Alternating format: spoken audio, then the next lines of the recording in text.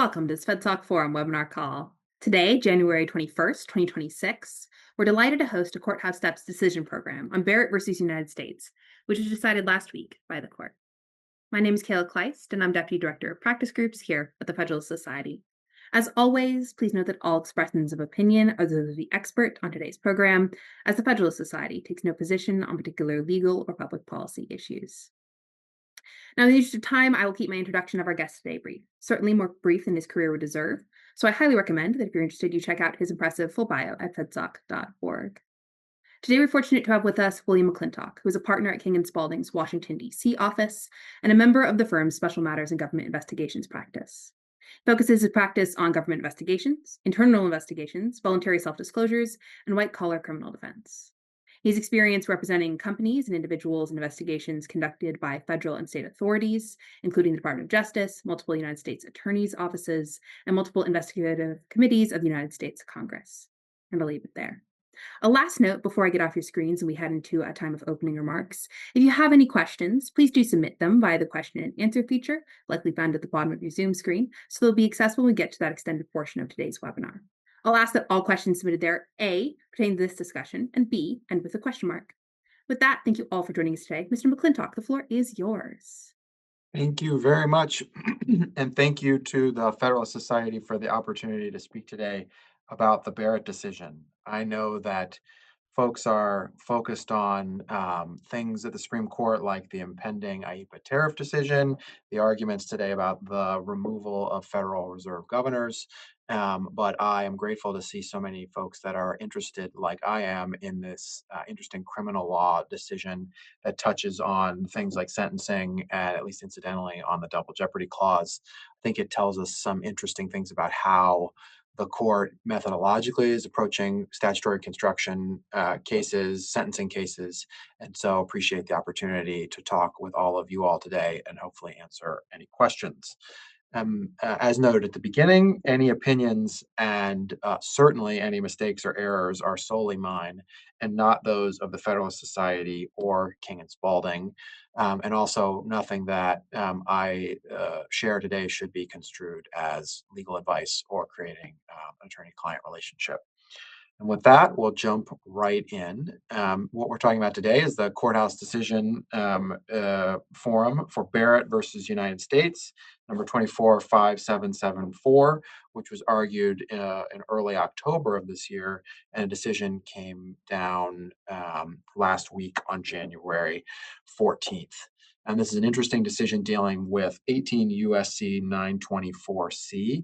We'll get into sort of how the holding broke down. It's a per curiam opinion of the court drafted by Justice Jackson. There were no dissenting opinions, but we do have a portion of the opinion that only had 4 justices join on dealing with legislative history and a concurrence from Justice Gorsuch. And so we will get into all of those opinions. But to start, I think it's probably helpful to level set and talk about the statute at issue. This is a statute 18 U.S.C. 924, which has generated a lot of Supreme Court litigation and decisions over the last several years. And it's fairly complex, so it's probably helpful to step back and talk about the statute and how it's structured as applicable to the Barrett case before we get into the procedural background, the facts, or the court's reasoning and holding. So 18 U.S.C. 924C was originally passed in 1968, and it's a statute that makes it a discrete crime to use or carry a firearm in connection with other federal crimes of violence or drug trafficking offenses. So like many other federal statutes, it requires predicate offenses and then establishes a new offense for the use of the carrying or use of a gun in connection with those predicate offenses. The key provision at issue in the Barrett case is 924C 1A subpart 1, which provides that anyone who uses or carries a firearm in connection with a crime of violence or a drug trafficking offense, or otherwise possesses a firearm in furtherance of the offense, will receive a 5-year mandatory minimum in addition to the punishment for any other offense. So for 924C, Congress has made clear through amendments that a subsection C violation is an additional offense to the underlying predicate offense. It does not displace the predicate offense. And amendments establish that the sentences, both for the 924C violation and the predicate offense, should run consecutively rather than concurrently. Importantly, 924C imposes mandatory minimums for a variety of different provisions. So it'll be important because another provision at issue applies maximums but not mandatory minimums. But 924C is noteworthy in establishing mandatory minimum sentences for violations. In 1994, also relevant to this case, Congress passed another provision of 924, so this is 924J, also relevant here, which created a different penalty scheme for 924C violations that cause death. And so it's got two subparts, but the structure of 924J is that a person who, in the course of violating subsection C, which we just talked about, causes the death of a person through the use of a firearm, shall, if the killing is a murder as defined in federal criminal law, then the death penalty is eligible, or by imprisonment or imprisonment. And if it's manslaughter, then to be punished as provided in the federal manslaughter section. So importantly, 924J creates much higher maximum sentences, and if it's a murder, allows for capital punishment.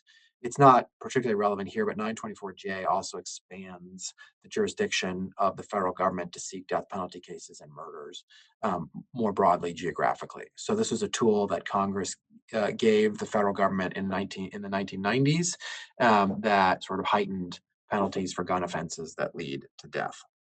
So we've got these two 924 provisions with different sentencing schemes, but cover largely the same elements, with the exception that 924J also requires death.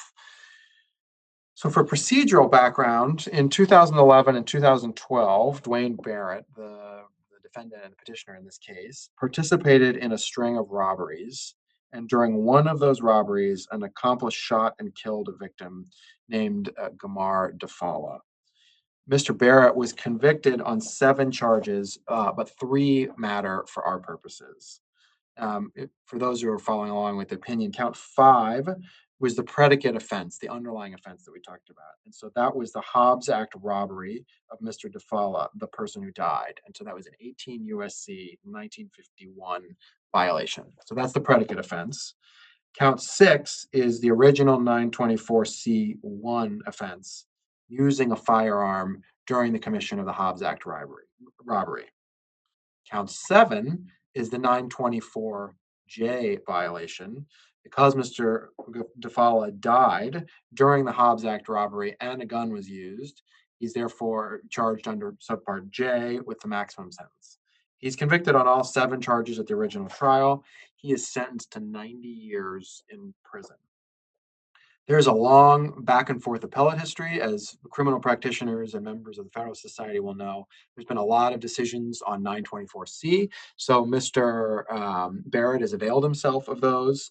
As part of that appellate process, a 924C conviction that had nothing to do with the counts at issue in last week's opinion was kicked out. And so his sentence went down from 90 years to 50 years.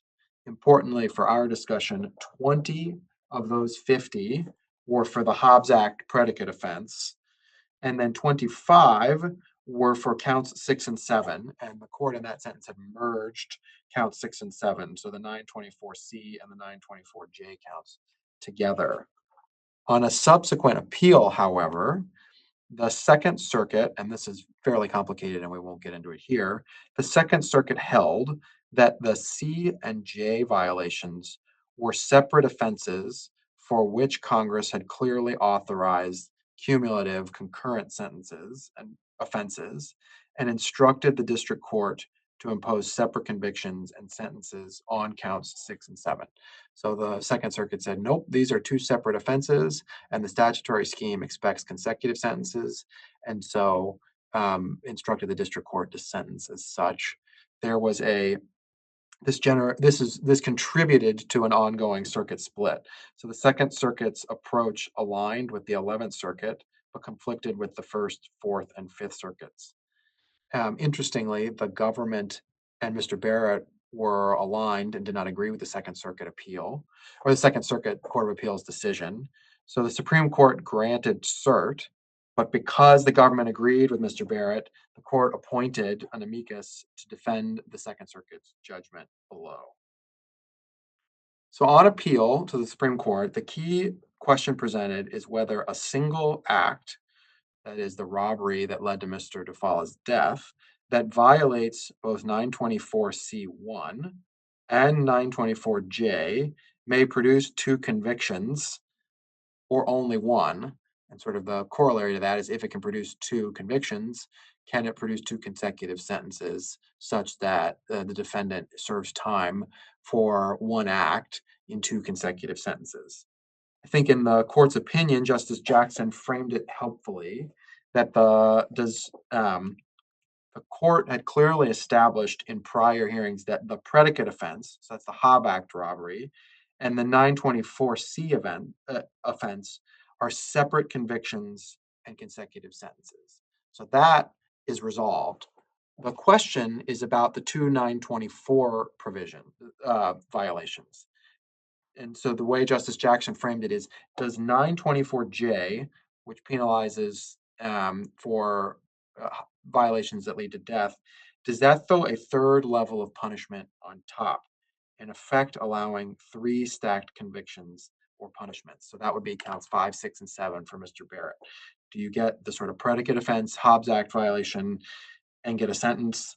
Then you get the 924C violation for using a gun and get a consecutive mandatory minimum.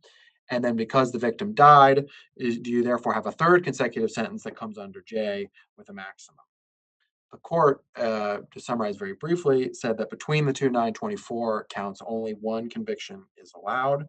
Congress did not clearly authorize cumulative convictions for the same act under 924C and 924J. So the court reversed the Second Circuit in part and remanded.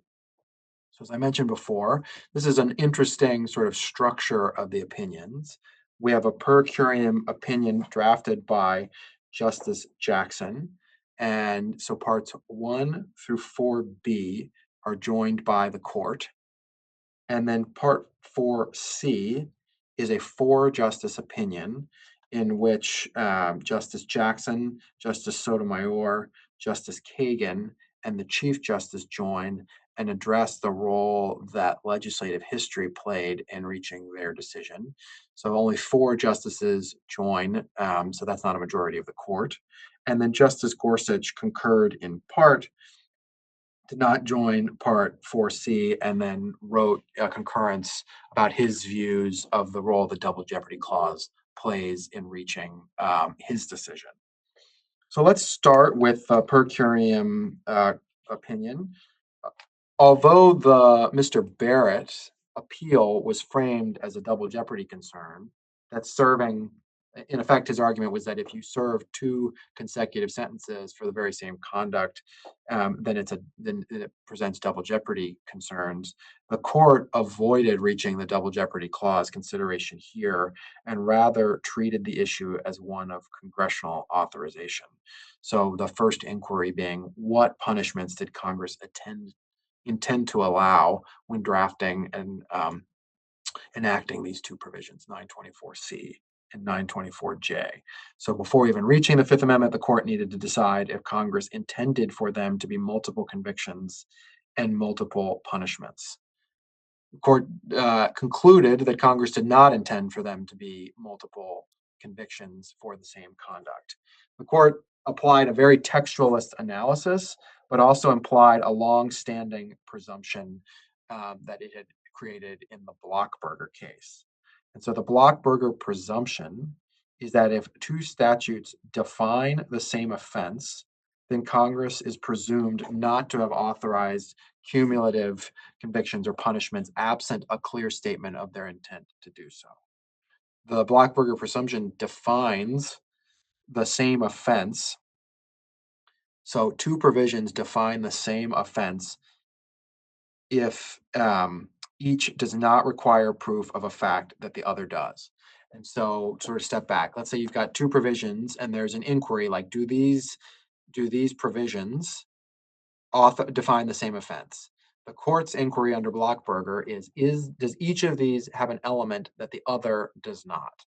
And so, if they don't, then they are the same offense. And so, if they are the same offense, then there is a presumption that Congress did not authorize cumulative punishments if triggered.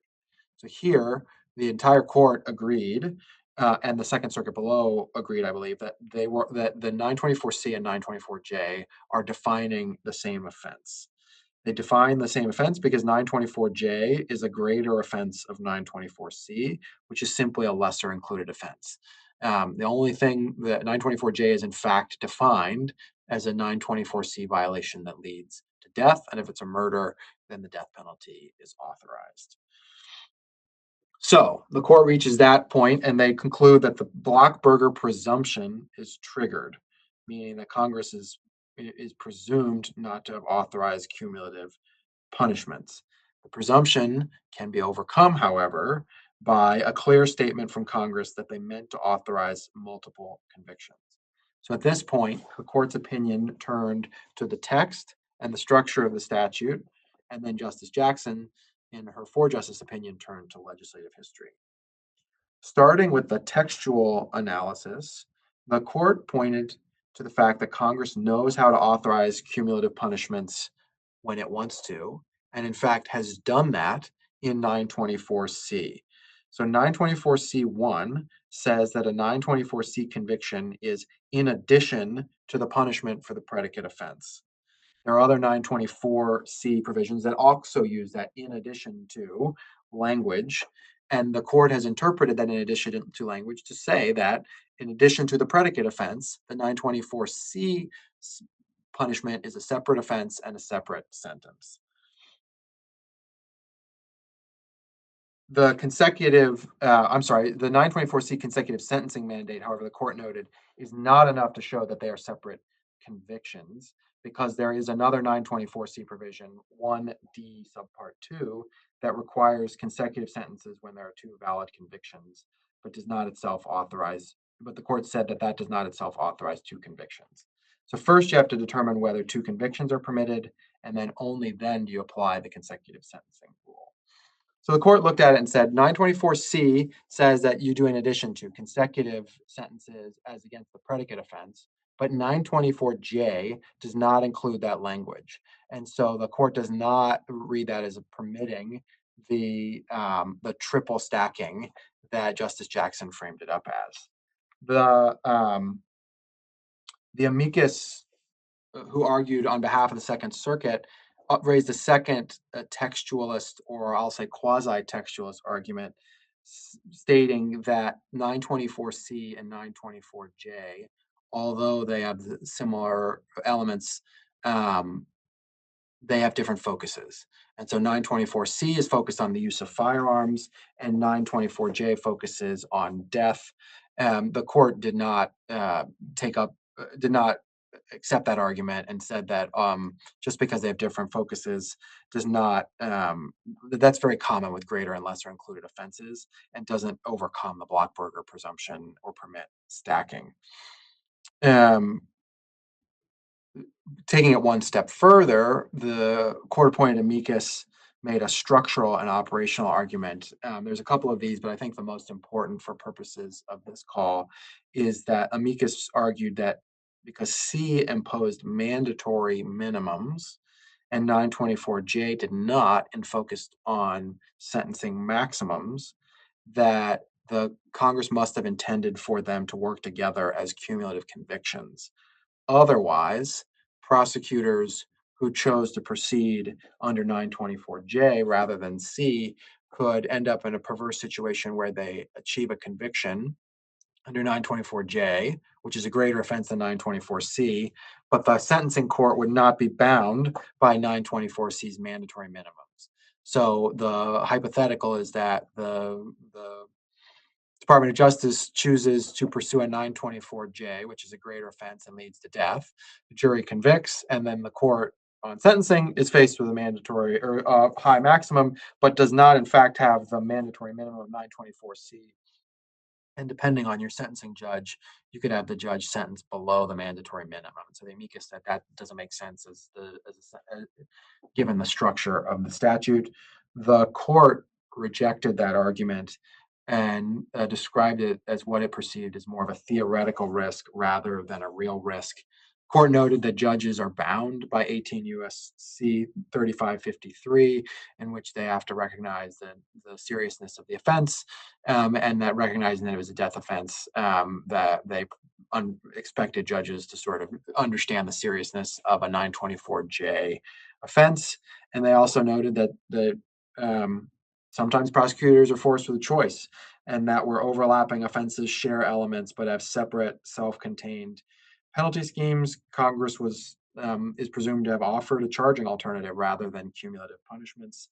And so, recognizing that they have different penalty schemes, prosecutors would just have to choose going forward between 924C and its mandatory minimums and 924J for its high-end flexibility, but would not sort of be able to avail themselves of both.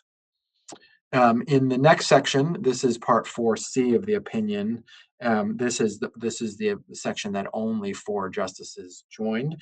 It's not a particularly momentous opinion, but the opinion noted that the legislative history is relatively sparse but consistent. That contemporary descriptions in the mid-90s, when 924J was being considered, treated it as making a pre-existing 924C homicide a capital eligible offense, not as creating a new stackable offense. And that there was really an absence of any congressional debate authorizing cumulative punishments, and therefore the Blockberger presumption continued to govern in this decision. So the court held that Congress did not clearly authorize dual convictions under 924C and 924J for the same act, and therefore only one conviction may result when a single act violates both provisions. The court noted, and I think it's probably a reflection of the fact that there have been many, many 924 decisions in recent years, that the court's holding is expressly limited to 924C1 A subpart 1 as the base 924C offense, and did not decide how the analysis might apply to other 924C variants. So if you look at the long list of 924C variants, they've all got, some of them have slightly different variations, slightly different language. So the court was careful that it was not making sort of a blanket holding, but was focused on this particular provision, and reversed in part and remanded to impose convictions and sentencing in accordance with its opinion. I think we should take a step here, and then we'll step back and look more broadly at practical implications and what it tells us about this court. But I think we should not give short shrift to Justice Gorsuch's concurrence. And at a very high level, Justice Gorsuch, I think, was much more willing to reach the double jeopardy question, and willing to consider a more blanket rule about concurrent or consecutive offenses when it's sentences when it's the same offense. And so his observation, which is well taken, is that if the government had charged Mr. Barrett with 924C, convicted him at trial, and then come back and charged him with 924J at a subsequent trial, it would have been an easy decision that the double jeopardy clause was implicated. And therefore his observation that since they were brought at the same time, it's curious that the analysis is different, and that the Blockberger presumption is applied. And so what he suggested, without sort of saying how he would have fallen on it, is that the court could consider making a more blanket rule, regardless of whether the prosecutions for the same offense are concurrent or consecutive, at least suggested that he would be open to a more bright line rule, given the double jeopardy concerns. Stepping back, I think the practical implications from this opinion is on the government side is that it will impact charging strategy. So prosecutors dealing with 924C offenses where a gun is used and that leads to death, well, going forward, are going to have to choose between 924C and 924J when a single act satisfies both, because they're not going to be able to stack both convictions. They can opt for C to secure the mandatory minimums or pursue, although I suspect that proving the element of death is not going to be the hardest part at trial. Um, or they can pursue a 924J violation to access the capital punishment or higher sentencing maximums. Um, I think on the defense side, it's the counterpoint. The counsel should be looking out for and challenging duplicative 924C and 924J counts. Um, because the court only authorizes one of them. Stepping back sort of methodologically, I think there are some interesting observations about the opinion. The first being that this is a per curiam opinion, and it's interesting how this court is sort of unanimously engaged in sort of uh, textualism, sort of looking very carefully at the clauses in the statute to determine which are cumulative and which are consecutive. I recognize that the Blockberger presumption is applied to the textualist analysis, but this is a very textualist opinion drafted by a justice who is often considered part of the left block of the court. I think it's also interesting that we see the sort of traditional breakdown on legislative history. That the conservative justices on the court do not join in the opinion on legislative history, with the exception of the Chief Justice. And the other interesting piece is the court's um, willingness to resolve this on statutory grounds rather than reaching the double jeopardy question. Perhaps that was to sort of reach a more unanimous opinion, and perhaps it was just a desire to resolve it at the most um, at the simplest level possible at statute rather than reaching a constitutional decision. And then I think Justice Gorsuch's concurrence is classic Justice Gorsuch, his willingness to um, engage more in the constitutional analysis, his desire, often characterized as sort of looking out to avoid government overreach and sort of seeing the double jeopardy concerns, I think is very consistent with his methodology and approach on the court. And so, although I think this is a very great sort of case study showing sort of trends and methodological approaches of this court. The predominance of textualism, the fact that legislative history is still largely rejected by the conservative wing of the court, and Justice Gorsuch's, for lack of a civil libertarian streak as an originalist, are all sort of highlighted well in this opinion. With that, I will end my summary at the 30-minute mark. I'm happy to answer any questions that others might raise. And if not, happy to let folks get back to their day on this cold Saturday or cold January day. Well, thank you so much for that summary of the case and then the decision and how we've gotten to where we are. Really appreciate it. I will issue a reminder to our audience that if you've got a question, now would be the time to submit it in the Q&A box. And while we give people a minute or two to get those in, I'd love to pose a couple of my own.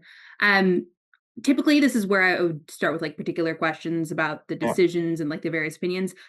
Fairly straightforward. You got a 9-0 with a little bit of an asterisk on that, but a 9-0, and they're very clear about the court is addressing what they're not addressing, and Justice Gorsuch is very clear as to the point of his concurrence. So I'll instead ask a couple more general questions on what we got. The first is, were there any arguments you were surprised to see raised in the decision in addressing this case?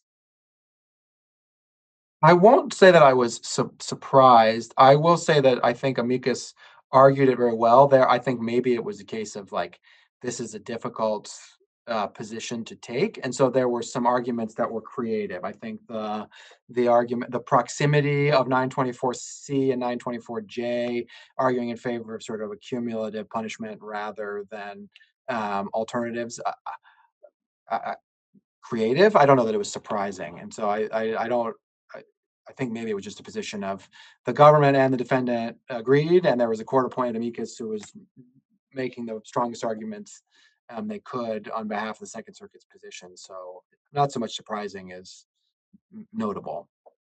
Fair enough.